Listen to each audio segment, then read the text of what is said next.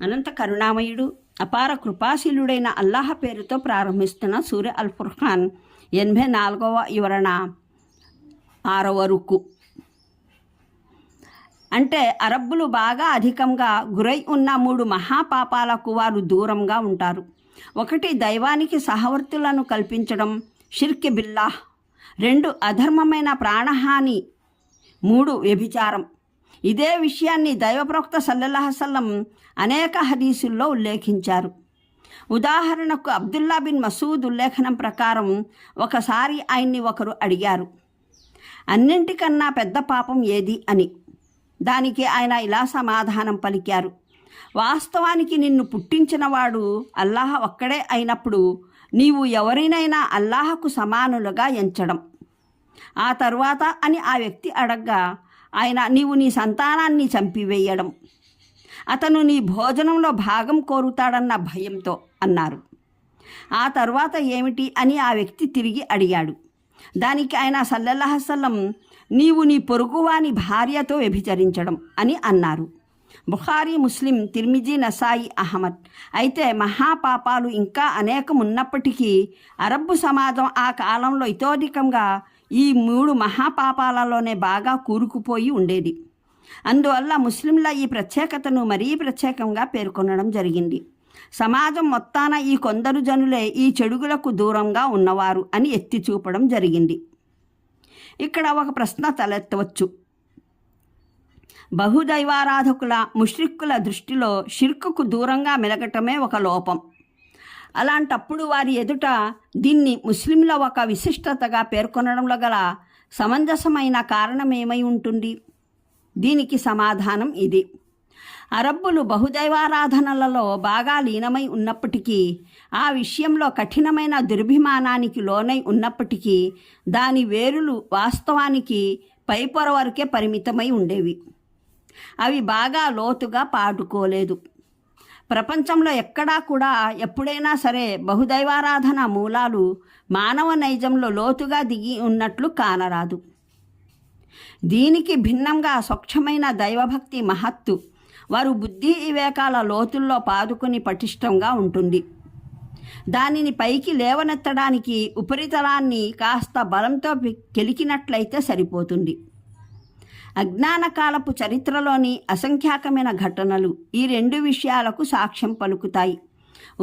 ఉదాహరణకు అబ్రహా కాబాను ముట్టడించినప్పుడు ఖురైష్లోని పసిపిల్లవానికి సైతం బాగా తెలుసు, ఈ మహా విపత్తును కాబా గృహంలో ప్రతిష్ఠించబడిన ఈ విగ్రహాలు ఏమాత్రం తొలగించలేవని, ఆ ఇంటి స్వామి అల్లాహ్ మాత్రమే అని, దాన్ని అరికట్టగలడని ఏనుగుల వాళ్ళు అసహాబుల్ ఫీల్ సర్వనాశనమైన ఘటనలను పురస్కరించుకొని సమకాలీన కవులు రచించిన కవితలు, కసీదాలు నేటికీ భద్రంగా ఉన్నాయి.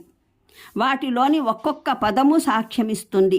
వారు ఈ సంఘటనలను కేవలం పరమప్రభువు అల్లాహ్ సృష్టి మహిమగా భావించేవారని, అందులో ఆ ఆరాధ్యుల ప్రమేయం ఏమాత్రమైనా ఉందన్న కించిత్ అనుమానం కూడా వారికి లేదు.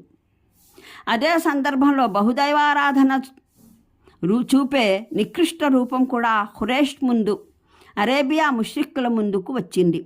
అబ్రహా మక్కా వైపుగా వెడుతూ తాయిఫ్ దాపున వచ్చినప్పుడు తాయిఫ్ ప్రజలకు అతడు తమ ఆరాధ్య విగ్రహం లాత్ మందిరాన్ని సైతం పడుగడతాడేమోనన్న అనుమానం కలిగింది. అందువల్ల వారు కాబా గృహాన్ని పడగొట్టడానికి తమ సేవకుల్ని సైతం అతనికి సమర్పించుకున్నారు. అతన్ని, అతని సేనను కొండదారుల గుండా భద్రంగా మక్కా వరకు చేరవేయడానికి తమ మార్గదర్శకుల్ని సైతం అతని వెంట ఇచ్చి పంపారు. ఈ సంఘటన వెగటు జ్ఞాపకాలు చాలా కాలం వరకు ఖురైష్ ప్రజల్ని బాధ పెడుతూ ఉండేవి. తాయిఫ్ నుండి మార్గదర్శకులుగా వచ్చిన బృందానికి నాయకుడైన వాడి గోరీపై ఏళ్ల తరబడి రాళ్లు రువ్వుతూ తమ నిరసనను తెలుపుకుంటూ ఉండేవారు. మరొక విషయం ఏమిటంటే, ఖురైష్ ప్రజలతో పాటు ఇతర అరబ్బులు సైతం తమ ధర్మం మహానీయ ఇబ్రాహీంకు సంబంధించిదని చెప్పుకునేవారు. తాము ఆచరించే అనేక మత ధర్మాలను, సామాజిక ఆచారాలను, ప్రత్యేకంగా హజ్ లాంఛనాలను ఇబ్రాహీం ధర్మంలోని భాగంగా పరిగణించేవారు. అలాగే హజరత్ ఇబ్రాహీం స్వచ్ఛమైన దైవారాధకులని, విగ్రహాలను ఆయన ఎన్నడూ పూజించలేదని కూడా నమ్మేవారు. వారి సాంప్రదాయాలలో, ఉల్లేఖనాలలో వారి మధ్య విగ్రహారాధన ఎప్పుడు ప్రారంభమైంది కూడా ఖచ్చితంగా ఉండేది. ఏ విగ్రహం ఎప్పుడు, ఎక్కడ నుండి, ఎవరు తీసుకొచ్చారో కూడా వివరంగా ఉండేది. సాధారణ అరబ్బుల హృదయాలలో తమ ఆరాధ్యుల పట్ల ఉన్న గౌరవం ఎటువంటిదో తెలుసుకోవడానికి ఈ ఒక్క అంశం చాలు. తమ ప్రార్థనలకు భిన్నంగా, తమ ఆకాంక్షలకు విరుద్ధంగా ఏమైనా జరిగినప్పుడు వారు తరచూ తమ ఆరాధ్యుని సైతం కించపరిచేవారు.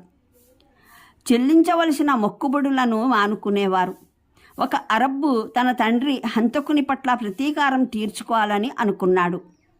జుల్ఖల్సా పేరుగల విగ్రహ సన్నిధానంలోకి వెళ్ళి అతను జోస్యం చెప్పించుకున్నాడు. ఈ పని చేయకూడదని అక్కడ సమాధానం వచ్చింది. అతనికి ఆగ్రహం కలిగింది. ఒక కవిత అల్లాడు. జుల్ఖల్సా, నా స్థానంలో నీవు ఉన్నట్లయితే, నీ తండ్రి హత్యకు గురై ఉన్నట్లయితే నీవు ఎన్నటికీ ఇటువంటి మిథ్యావాక్కు పలికేవాడివి కావు. అత్యాచారులకు ప్రతీకారం వద్దని అనేవాడివి కావు. మరో అరబ్బు తన ఒంటె మందను తన ఇలవేల్పు సఆద్ గుడికి తీసుకువెళ్ళాడు. ఆ మంద కోసం వేల్పు ఆశీర్వాదం పొందాలన్న కాంక్షతో. అదొక చాలా ఎత్తైన విగ్రహం. దాని మీద బలిదానాల నెత్తురు పులిమి ఉంది. ఒంటెలు దాన్ని చూడగానే బెదిరిపోయాయి, అన్ని వైపులా చెదిరిపోయాయి. అరబ్బు తన ఒంటెలు ఇలా తత్తరబిత్తర అవడం వల్ల కోపాధిక్తుడు అయ్యాడు. విగ్రహం పైన రాళ్ళు రువ్వడంతో పాటు ఇలా చెప్పడం మొదలెట్టాడు. దైవం నిన్ను సర్వనాశనం చెయ్యుగాక. నేను నీ శుభం పొందాలని ఒంటల్ని తీసుకొస్తే ఉన్నవాటిని సైతం పారదోలావు. కొన్ని విగ్రహాలను గురించి చాలా అసభ్యమైన గాథలు ప్రచారంలో ఉండేవి. ఉదాహరణకు అసాఫ్, నాయిలా అనే విగ్రహాలు సఫా మర్వా కొండలపై ఉండేవి. వాటిని గురించి వీరిద్దరూ స్త్రీ పురుషులని, వారు కాబాగృహంలో వ్యభిచరించారని, దైవం వారిని రాళ్లలా మార్చివేశాడని చెప్పుకునేవారు. ఇదే ఆరాధ్యుల యథార్థం అయినట్లయితే ఆరాధకుల మనస్సుల్లో వాటి పట్ల ఎటువంటి గౌరవము ఉండబోదన్నది తెలుస్తూనే ఉంది. ఈ విభిన్న కోణాలను దృష్టిలో ఉంచుకుంటే ఒక విషయం స్పష్టమవుతుంది. స్వచ్ఛమైన దైవభక్తి వారి హృదయాలలో లోతుగా పాదుకుని ఉంది. కానీ ఒకవైపున అజ్ఞానపూర్వకమైన సనాతన మత అవలంబనా బుద్ధి దాన్ని అణిచిపెడితే, మరోవైపున హురేష్ పురోహితులు దైవభక్తికి వ్యతిరేకంగా దుర్భిమానాన్ని రెచ్చగొట్టేవారు. ఎందుకంటే విగ్రహాల పట్ల నమ్మకం సన్నగిల్లితే అరేబియాలో వారికి ఉన్న ప్రాధాన్యం, కేంద్ర స్థానం అంతమైపోతాయి, రాబడి తగ్గిపోతుంది. దేవుని ఏకత్వపు సందేశం సమక్షంలో బహుదైవారాధన మతం నిలబడ్డ ఆధారాలు నిలవలేకపోతాయి. అందువల్లనే ఖురాన్ స్వయంగా హురేష్ని సంబోధించి నిర్మోహమాటంగా చెప్పివేసింది. మీ సమాజంలో మహానీయ ముహమ్మద్ సల్లల్లాహు అలైహి వసల్లం అనుయాయులకు ఏ కారణాల వల్లనైతే ఆధిక్యత ప్రాప్తమై ఉందో వాటిలో ప్రముఖమైన ఒక కారణం వారు బహుదైవారాధనకు దూరంగా, పరిశుద్ధులుగా ఉండటం, స్వచ్ఛమైన దైవభక్తిని సుస్థిరంగా ఆధారం చేసుకుని నిలబడగలగటం. ఈ కోణంలో ముస్లింల ఆధిక్యతను నోటితో అంగీకరించడానికి బహుదైవారాధకులు సిద్ధంగా లేనప్పటికీ తమ హృదయాల్లో వారు దాని మహత్తును గుర్తించేవారు.